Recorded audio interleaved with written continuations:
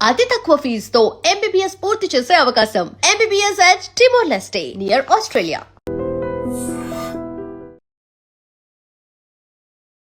వైద్య చికిత్స కోసం భారతదేశం వేగంగా ప్రపంచవ్యాప్తంగా ఒక ప్రధాన గమ్యస్థానంగా మారబోతుంది. అధికారిక ప్రభుత్వ గణాంకాల ప్రకారం 2023-2025 మధ్య వివిధ దేశాల నుంచి 18.11 లక్షలకు పైగా విదేశీ రోగులు వైద్య సంరక్షణ కోసం భారతదేశానికి వచ్చారు. వీరిలో మెడికల్ మరియు ఈ మెడికల్ వీసాలపై వచ్చిన వారు 17.51 లక్షలకు పైగా ఉన్నారు. చాలా మంది రోగుల సహాయం కోసం తమతో పాటు సహాయకులను కూడా తీసుకువచ్చారు. భారతదేశంలోని ప్రపంచ స్థాయి ఆసుపత్రులు, అత్యంత నైపుణ్యం కలిగిన వైద్యులు మరియు పాశ్చాత్య దేశాలతో పోలిస్తే చాలా తక్కువగా ఉండే చికిత్స ఖర్చుల కారణంగా ఈ పెరుగుదల చోటు చేసుకుంది.